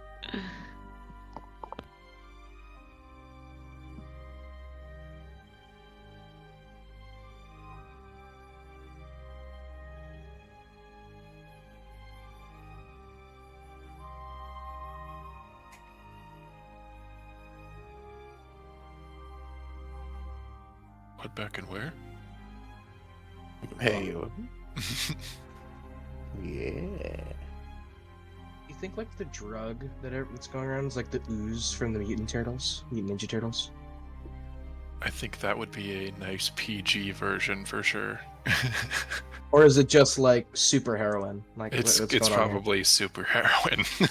Aw, shucks. I'm gonna be pissed if it ties back to my blood that I gave up that one Oh time. shit. I'm gonna be so Nah, mad. that shit's in Japan. Well, yeah. All right. Swear to God, I'll throw my mic at my screen and I quit. No.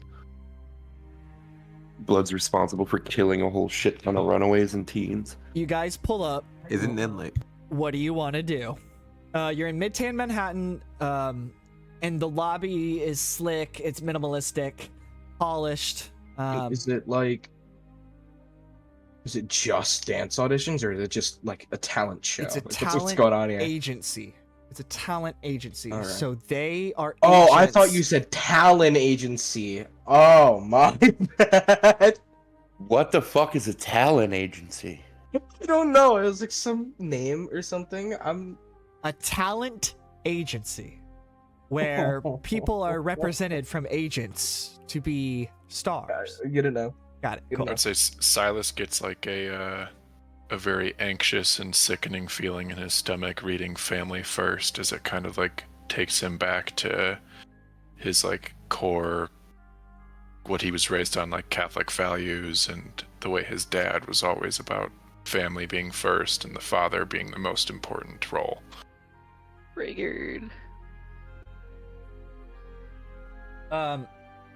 Beautiful. As you get out, you guys are getting out of the car. Who's getting out? Everybody. I would assume. Okay. Everyone. So you're heading I'm inside. gonna- I'm gonna No, I'm slide taking a over look the out. hood of the car real quick though, to be cool, Okay. and fall. Oh, yeah. Wow. Wow. Okay. You guys walk in. The lobby is modern and it's cold. White marble floors, velvet chairs no one ever uses, a wall of headshots behind the desk, none of which seem to match real people. The front desk receptionist, Riva, looks up from behind a glowing MacBook. Riva, pleasant.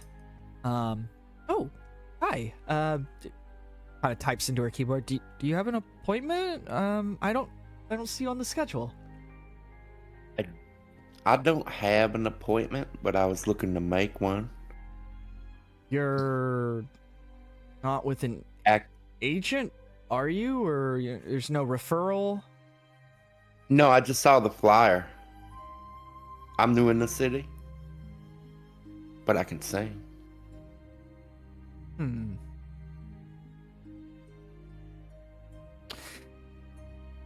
Tell me,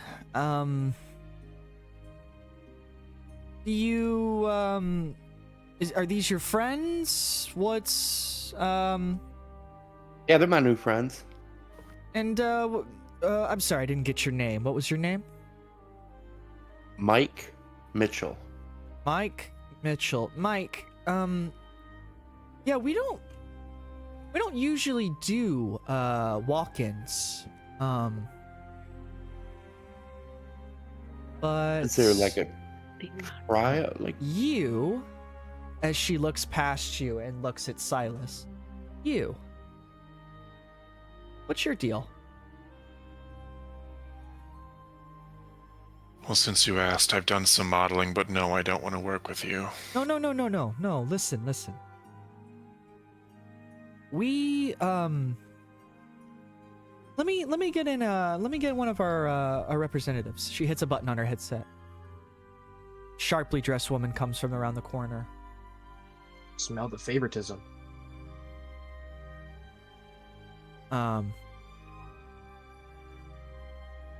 She kind of bends down and whispers to Marla, the woman who just reached out. Okay, so you guys are here for an audition? already set one up. My friend here has a beautiful voice. I was looking to get some management. We're not doing any singing right now. Unfortunately, those blocks have been filled and we are working with our newly recruited talents. We do have offerings for dancing, and she looks at her sheet. Acting. Is one of you guys an actor? Fuck. We all look at Silas. Yep. Is a monologue required? Oh, we provide the monologues. I suppose, yeah, I do have theater experience. Ah, wonderful. And your look. Are you from here? What was your name? John Stamos.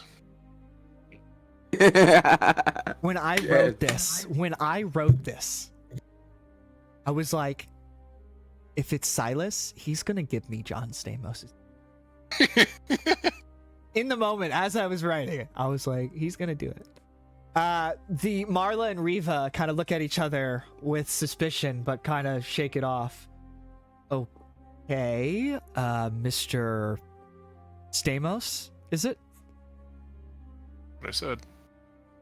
Right. Well, tell me a little about yourself, Mr. Stamos. Are you from New York? No, just a small town boy growing up in South Detroit. So, you don't have any family around here, or are these your No, friends? Yeah, these are a bunch of wayward spirits that kind of, collaborate, almost like a traveling circus of sorts. We all have our own little gifts, but we're just looking for a management company. Look, Mr. Stamos, Lucent Vein Management is a very prestigious talent agency. I would hate to see someone, she kind of lowers her glasses and looks at you, of your stature be held down by collaborators. So, would you be willing to put everything you had into finding your glow?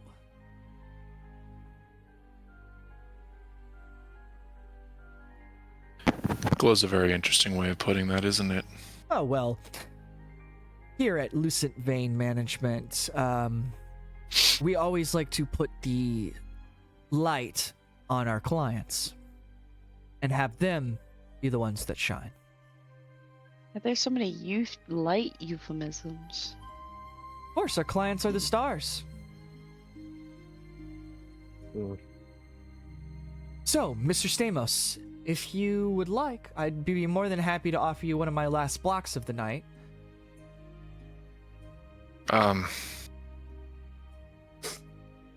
Sorry guys, I think I'm like kind of like look back at him. I don't think I have any other choice. They're not gonna let us in. Yeah, sure. I'll give it a shot. Excellent. Well, then your friends could sit out here and wait for your audition, and you'll return to them very shortly. Perfect. I'm excited. Tell me about yourself as the doors start to close behind. Have you ever thought about professionally acting? Nope, I did it from kind of a young age as a child in childhood theater and continued through school. Oh, and then trained through the theater, are you? Yeah, little here, little there. But no, I never thought to really pursue it as much. Not really a whole lot of money unless you really break through. How do I get rid of? Okay, so I just sent you the first monologue in the chat. So you guys get into the room. Marla flips through a file and selects a single page. She glances at Silas without blinking. Okay, let's see. This one's called The Last Thing I Told My Brother. Take your time with it. Think. Like, let's say you're remembering it while you say it. Not reading it off the page, okay? So let's see. I'm gonna set the scene. You've been keeping this buried for a long time, but tonight's the night. And no one else is listening, it's just you and the memory. All right? With that in mind, take it when you're ready.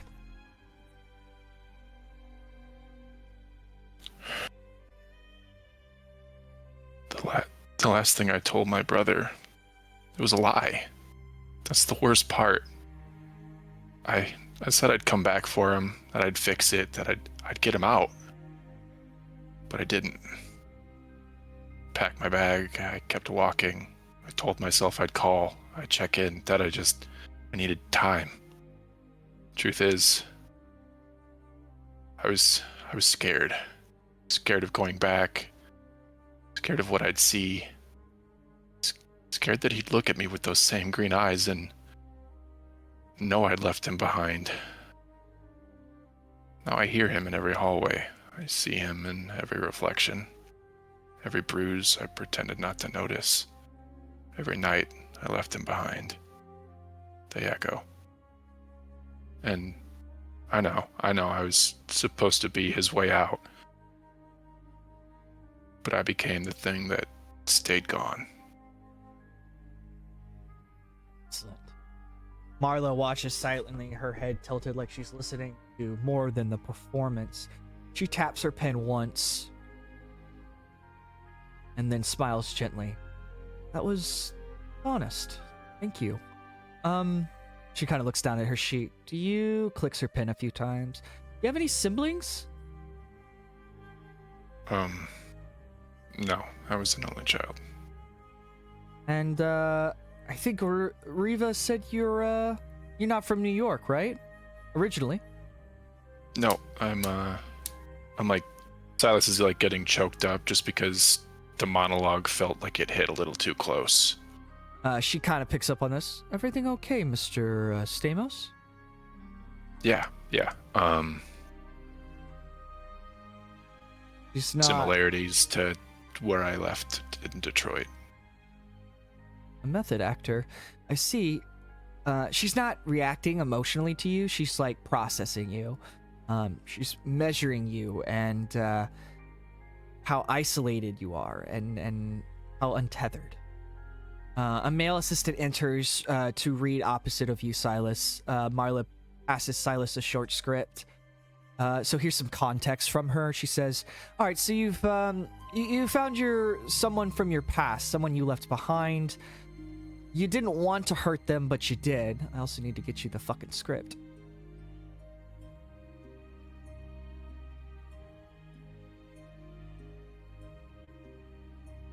Fucking scripts come.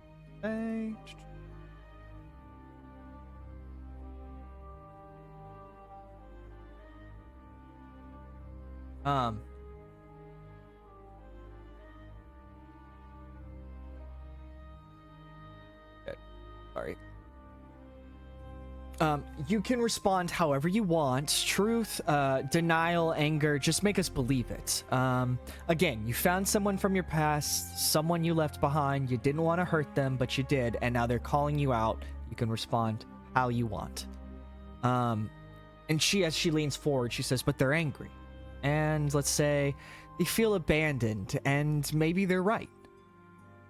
So the scene partner starts to read his lines to you. You think you know me just because I stayed behind. But you left. And you ran. And now you show up here like I'm the one who owes you something.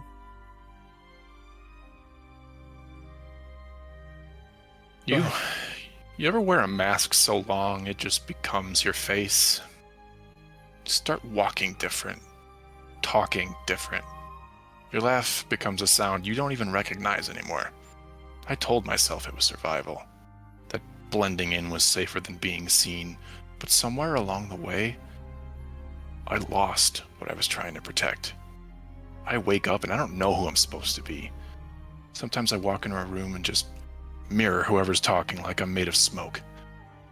But right now, right here, this is mine, my voice, my truth. And if I disappear after this, at least I know I existed. Even just for this moment. I was real. Marla listens with her chin on her hand, eyes narrowed, not judging the acting, judging him. When he finishes, she writes one final note, then stands. She pulls a black business card from her drawer and slides it across the table. Loose and vain. Private callback invitation tonight, 9 p.m. There's an address where you are to be picked up. Wait at the curb. You will be contacted. We're selective with our callbacks. You'd be surprised how few people are available to truly commit. She folds her hands. If you're interested in the next step, show up. Discretion is part of the business. Sometimes people like you... Riva, I was not expecting anyone else. I'm in here with a client, please. Thank you. Shut the door. Sometimes people like us, she kind of looks into your green heterochromatic eyes. Sometimes people like us just need someone to see them. And so you have been given the callback card, and as the uncertainty of the situation that's in, only the weird feelings, the weird complicated feelings are coming up, you know, especially for Silas, because it's probably been a minute since he's gotten to do stage work and he's gotten to tap into that. I feel like almost there would be a sense of like missing that. I'm choking back tears. But like, yeah, no, Silas would definitely be like, on one hand, very kind of happy. He got to portray a different role for a second, but at the same time, almost in the method, the words rang too true. And he's like thinking too much about his mom and how quickly he left. Beautiful. That is where we are going to end tonight's session, guys. I thank you so much. We went a little bit longer tonight. Without Sutoma, we didn't have the bedroom or the bedtime to hold us back. So we went a little bit longer. Hope you guys enjoyed it tonight. I wanted to keep it going, but I want to be respectful to everyone's different time zones. Unless you guys want to keep going. But I think we've got some tired people in chat. I have one person, I can see it in her eyes. So we can keep going, but there's still, I think this would be a good place to stop if you want to stop. Yeah, that's fine. Ricky said she's got a lot of hair to do. Oh, that's right. She's got a lot of hair. To she do. does. All right. Well, let's be respectful to her. Thank you so much, chat. If there's any favorite moments that you could think of, let me know. Players, if there's anything that you can think of that you want to mention. I'm excited for Tandy and Ty. I was hoping we'd get to see certain things, but they didn't happen yet. That's all right. I thought it went really well and enjoyed a lot of the role play. Feelings, thoughts? The lady in Atua in that shop was awesome. Yes, that was Yes. 100% the professor from Harry Potter. I stole that. Oh, for sure. That's exactly what I was getting. That's verbatim. I stole that. She was just creepy and interesting enough. Thank you so much. Had a good time. I always love a good gasp. I had so much fun. I had I a love this show. Oh, somebody's echo. Go ahead. We're all talking at once. Go ahead. Yeah, I think everybody got RP today, which was really nice. I really love the introduction of Beak. That was a great tie-in with the Morlocks. Mhm. Like Sam said, or Reese, I guess technically. I felt quite stupid when I found out Ty and Tandy. Dude, no, because I know the backstory too. I'm like, oh my god, it makes so much sense now. I am 100% lost. Cloak and Dagger. Yeah, you didn't get the cloak and dagger. Yeah. You Superhero. just got it. As soon as you said Superhero. Andy, I was like, oh gosh. Well, no, what really triggered it for me is because before I used to call, like when we played, I called her Tammy. I'm like, wait a minute, I've had that name mistaked before. Oh, wait a minute. That's hilarious. What blonde woman is with this man of color? Tammy? Yes. Yeah, I'm excited. More to come from Tandy and Ty. I hope you guys enjoyed tonight. I think that's going to wrap it up for us this week. I had a blast. That was fun. It was fun writing it too, and I'm excited for you guys to see the conclusion. This was only the mid-arc of this story, so we'll get some more time with these characters, get to learn them, get to see them, and there should be some fun stuff coming up. Much love to everyone. Let me Hell yeah. pivot this down. I hope you guys enjoy your weekends. And Does the story end up with us starving and having to eat Beak though? Because if that happens, I'm gonna be mad.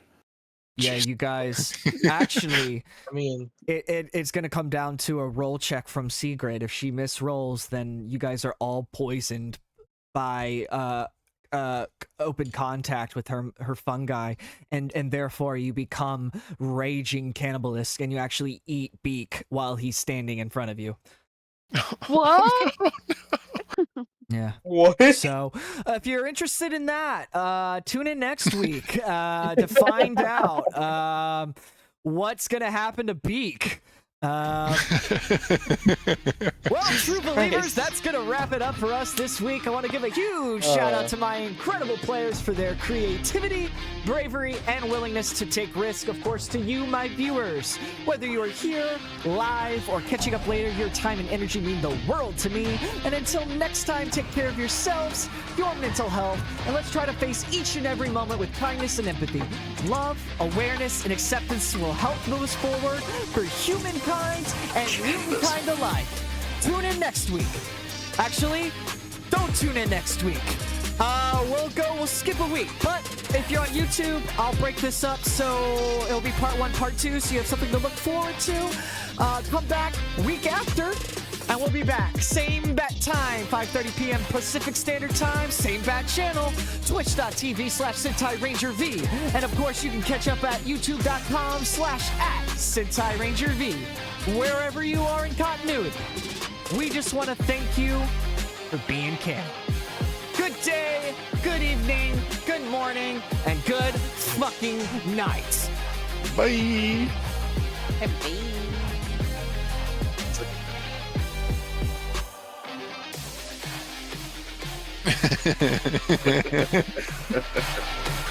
I'm not giving you back your applesauce.